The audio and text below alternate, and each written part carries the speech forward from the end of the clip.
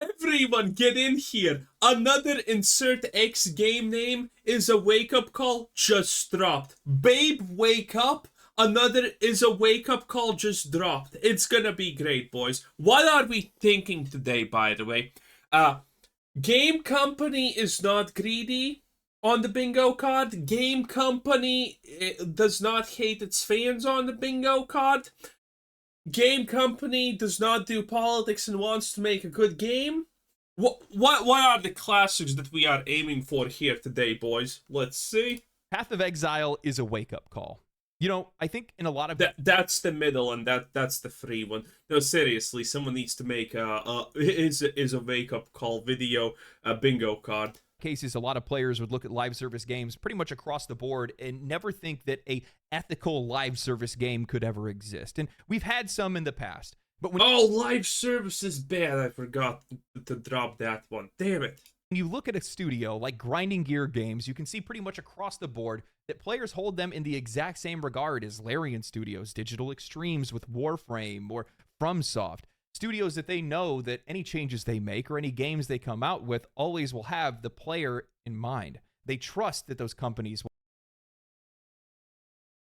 Squelching that one out. Studio doesn't hate its fans. Studio loves its fans. Oh boy, we're starting hot here, boys. Will have the player in mind. Trust.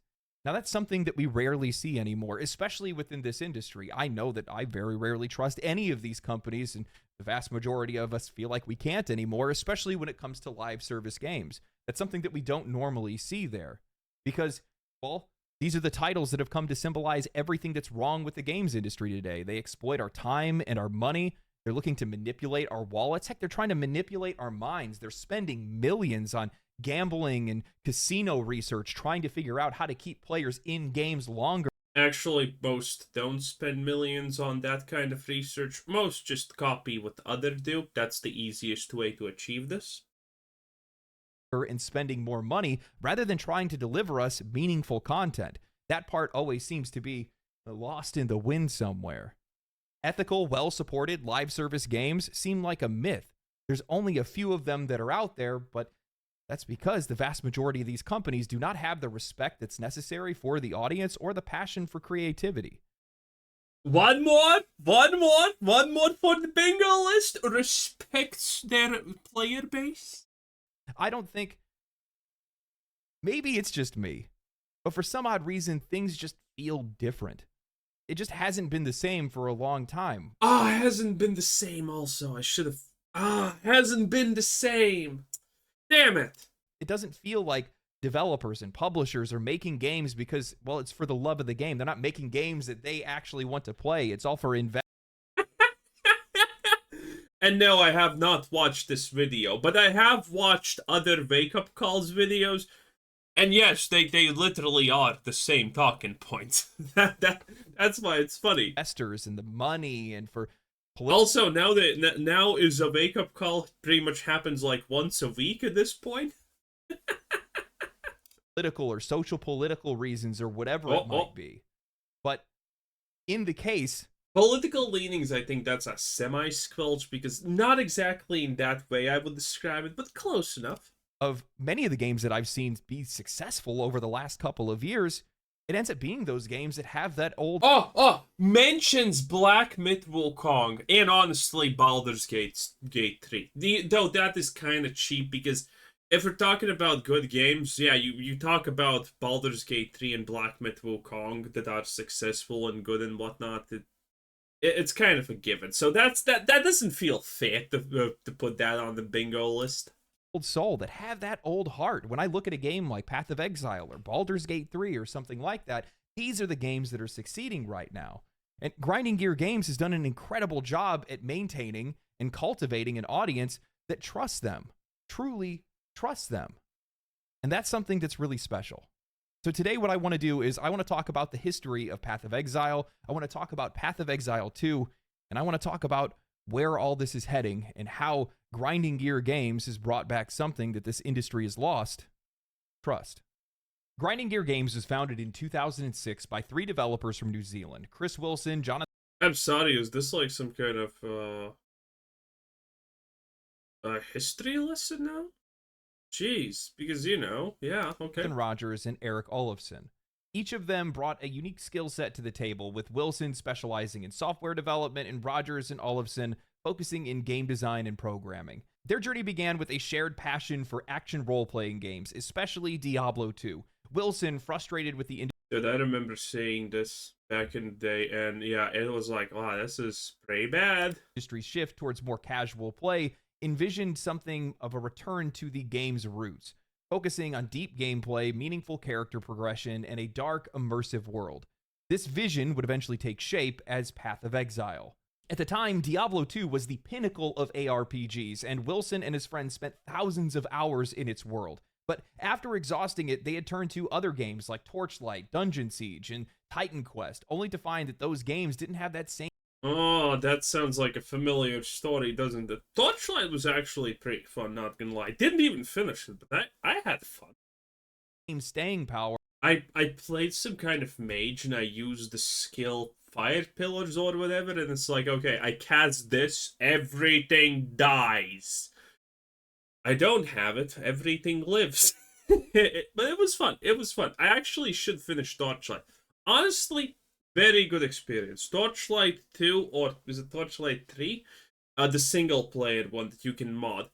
Those are great experiences, honestly, in my opinion. You should probably pick it up if you can, and at least try it.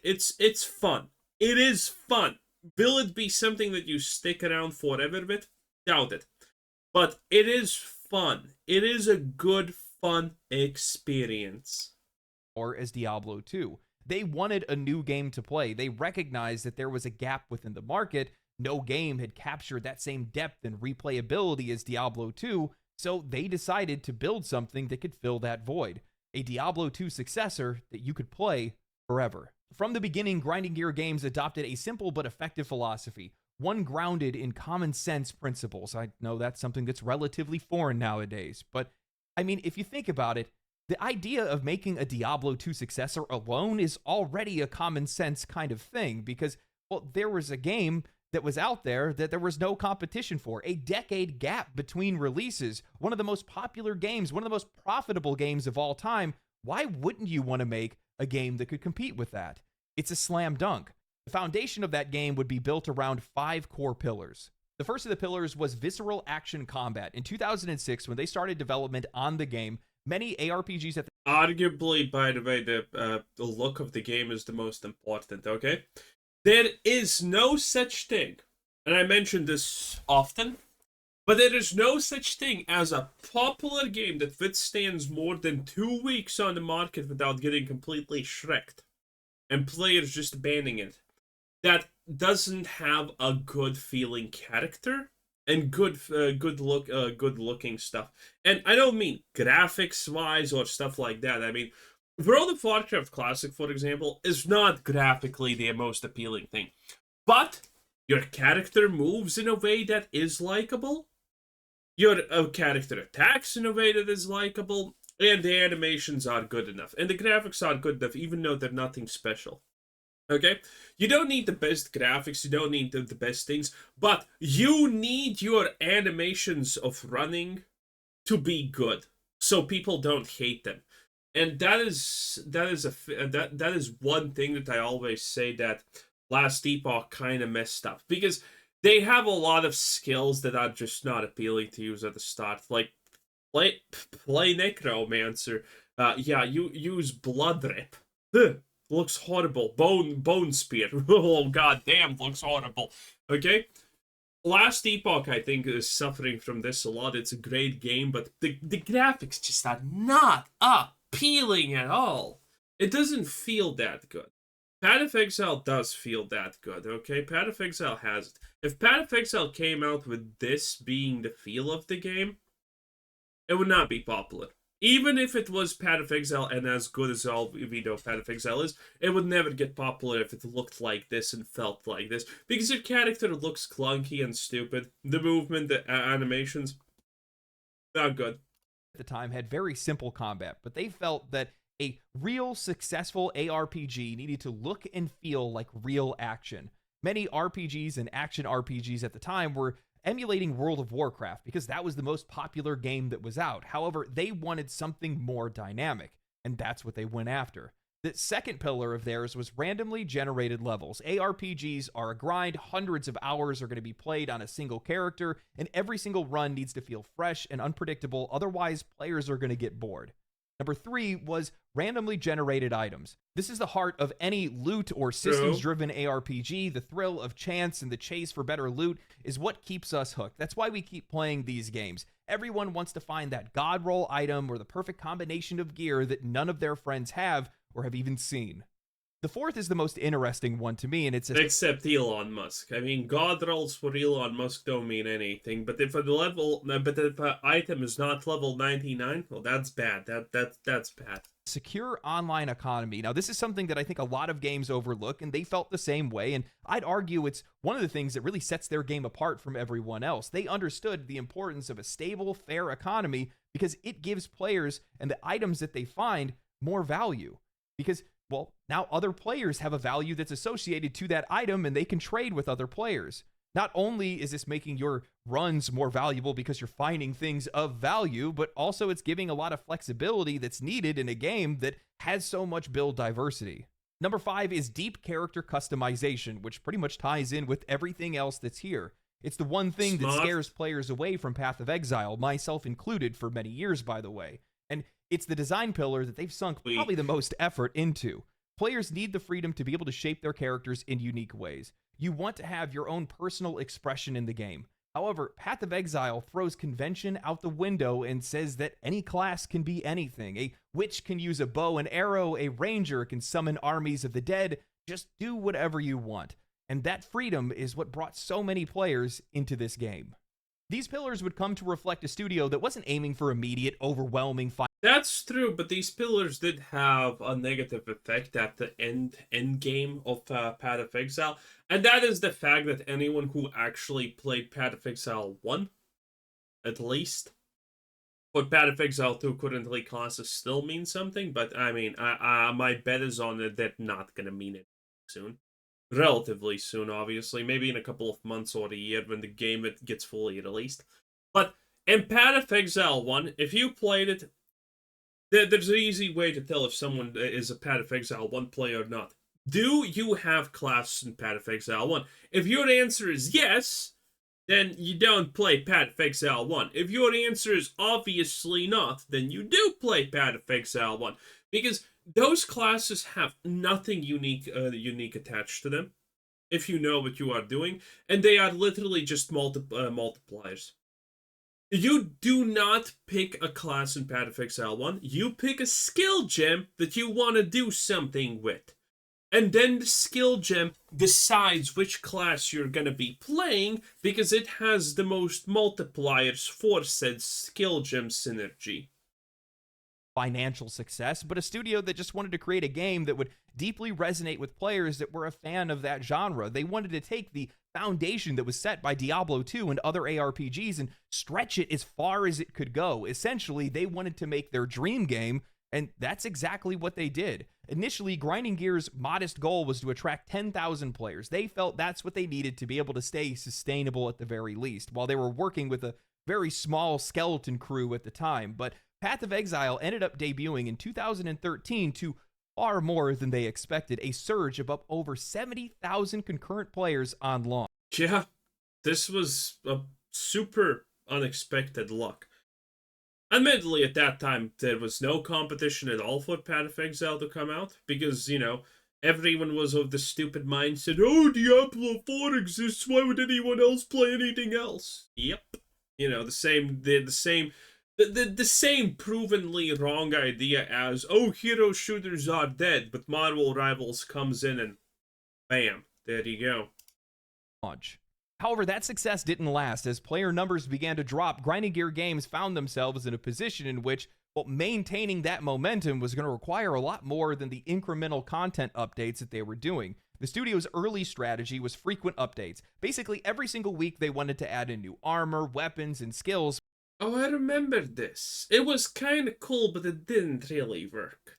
But that wasn't generating the kind of sustained excitement that they wanted. Basically, ever since they tasted the success of 70,000 concurrent players, they wanted to get back up there. Basically, Path of Exile needed something more to be able to keep the community engaged, so the team ended up experimenting with different challenge leagues and economy resets. They discovered that resetting the economy gave both new and veteran players a level playing field, basically creating a sense of anticipation and renewal, where everybody can start off at the same point.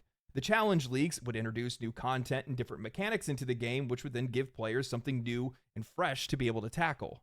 Now, despite their best efforts, the first few attempts at introducing these features, such as Anarchy and Onslaught leagues, didn't really produce the same kind of sustained player retention that they were looking for, but I liked Onslaught. I don't remember what was Anarchy even, actually. they didn't give up. For the 1.0 launch of Path of Exile, they included an economy reset, a challenge league, Act 3 of their campaign, and a new character in the Scion. But yeah, long story short, Path of Exile actually, when first leagues were launched, it did not see a lot of success. It was kind of cool, but it was like, this is nothing, honestly. This is like a minor update and you're calling it a league? Get the fuck out. Admittedly, again, smaller game at that time and all of that, but that doesn't matter in the grand scheme of things. If people are not happy, people are not happy. It doesn't matter if you're $1 million company, $1 billion company. Bad equals bad. This time, player numbers skyrocketed again, surpassing 70,000 players once more. It became clear that new content wasn't enough. They needed something significant enough to be able to capture the attention of both journalists and the players to spark excitement across the community. Now, as it is with live service games, after the 1.0 launch, the developers yet again found themselves under pressure as player numbers began to decline. They ended up releasing Sacrifice of Vol expansion, which introduced new bosses and skill gems. That brought another temporary spike in activity, but it wasn't the lasting success that they desired. They also launched Forsaken Masters, which included customizable player housing. I did not like Forsaken Masters, not gonna lie. They weren't bad, but it was not, I did not like it. Crafting systems, but once again, a short spike was short-lived. As more leagues like Torment and Bloodlines were released, the team found that small content patches just weren't enough to be able to keep... Was that Torment or Bloodlines, I think? I liked the Totem League, by the way. That is still, like, my best favorite league ever. What was the league called where you had to kill a bunch of monsters and then it spawned the cocoons that open? I like that one also. I think that was the league at the start he mentioned. I don't remember the league names. There was something really incredible happening in the background, because through all of this trial and error, Grinding Gear Games was learning some really crucial lessons that would end up setting the stage for their future success. I mean, keep in mind, every single update they made was added content to the game, making it bigger and bigger and bigger, giving more content for more players to sink their teeth into when they would eventually try the game for the first time or return to it after a while away. They realized that the economy resets were definitely necessary. They needed to keep those in there because it kept the game fresh. They had also learned that the small content patches were not creating enough buzz or excitement to retain. I will remind everyone about the most insane statistic of Path of Exile and how bad the average player, by the way, is. Do you know what is the average? And this is, by the way, confirmed by the developers. Do you know what is the average Path of Exile 1 player attention? The average Path of Exile 1 player experience? It goes like this. Create account, log in game, pick class, get the hillock, die, delete game.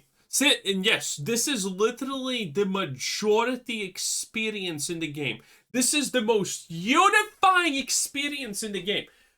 Grinding Gear Games said this themselves, that is the average player experience. Most people get the hillock, get killed, delete game. Yeah. And Brutus is like technically 100 times harder than Hillock, even though I don't think anything of that is hard. I'm pretty sure you can still kill Hillock now with any class level 1 with the support gem for your base skill by face tanking him and just using your skills correctly.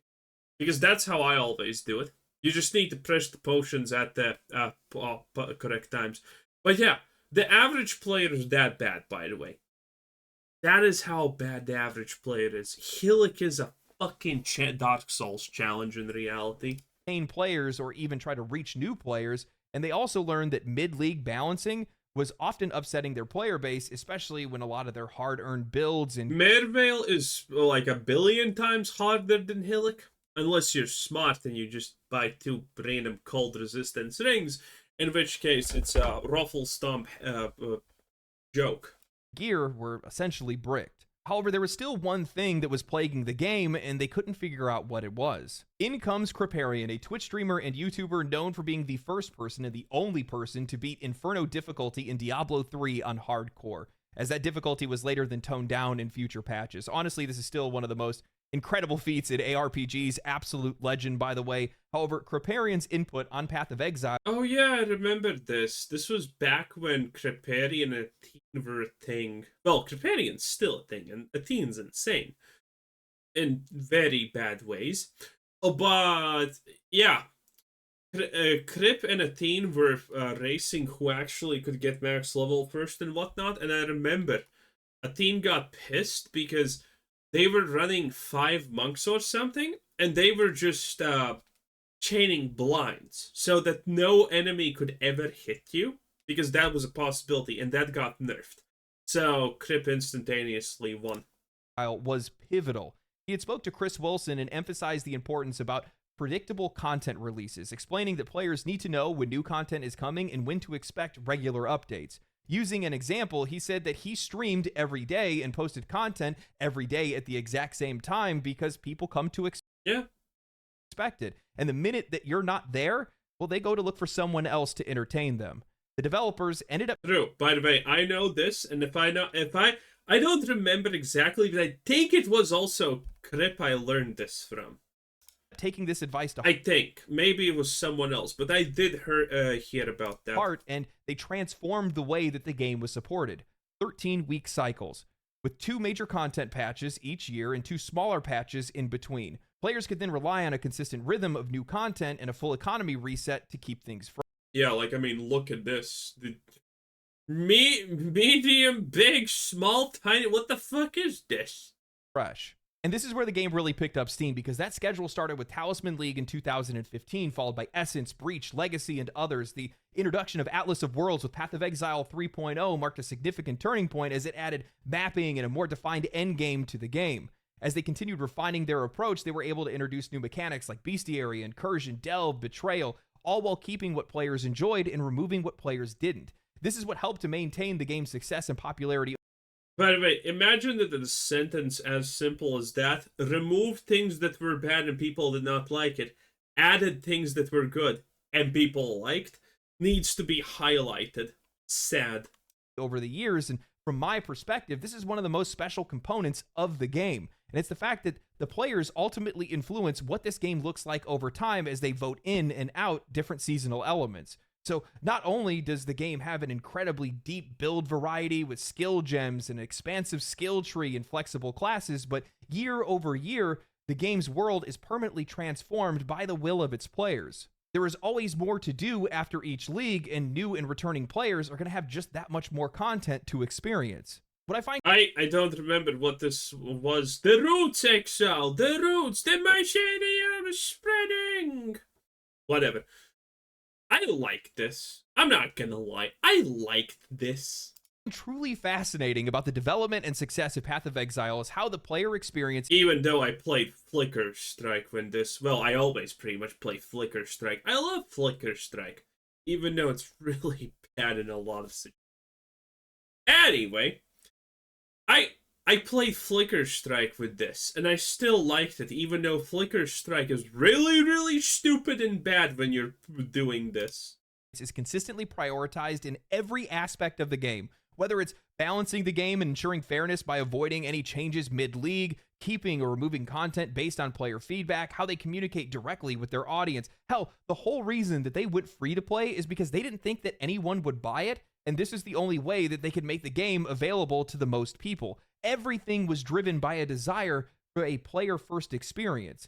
This mentality even extends to the game's monetization strategy, and from my perspective, this is why the game has remained so successful.